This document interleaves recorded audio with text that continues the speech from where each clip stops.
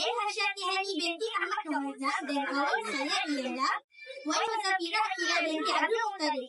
Pada hari ini, kami akan masak satu menu yang simple tapi sedap, iaitu sayur ikan sindang. Jom kami tunjukkan cara-cara dia.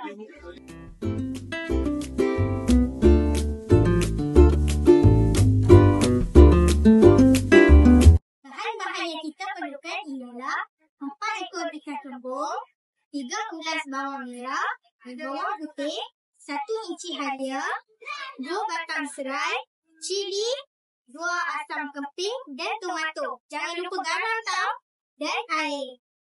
Okay, kita akan siap 4 ekor ikan. Okay, Wan siap. Okay, sementara Wan siap, saya akan potong-potong bahan tu. Sebelum tu, kita panaskan dulu.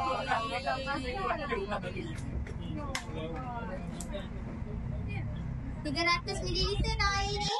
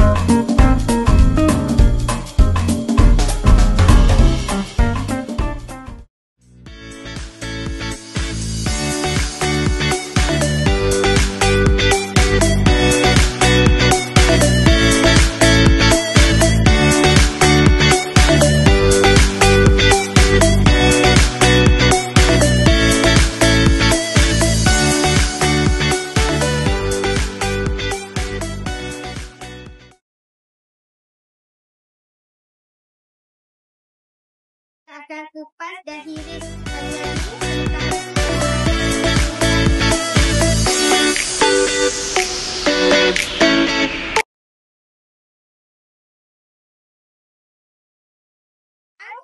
kita akan masukkan ikan yang telah dibersihkan oleh kawan saya sebentar tadi.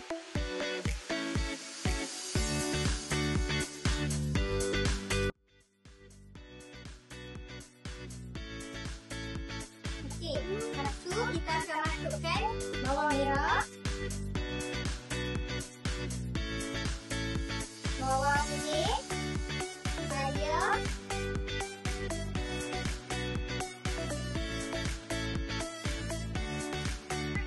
dan juga tomato yang saya telah belah 6 sebentar tadi.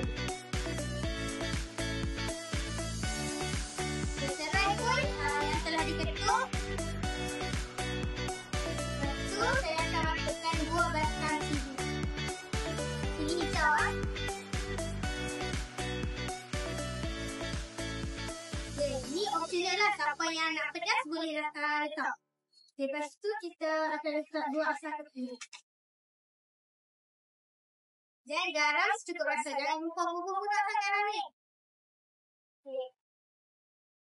Okay, sekarang kita tunggu sehingga dia masak. Dan sehingga kita dah menggelegak, jadi kita tutup api. Lepas tu kita boleh hidangkan. Kita akan masukkan ikan sindang kita ke dalam pinggan yang cantik ni. Sebab kita tema tradisional, jadi kena ada pinggan yang cantik.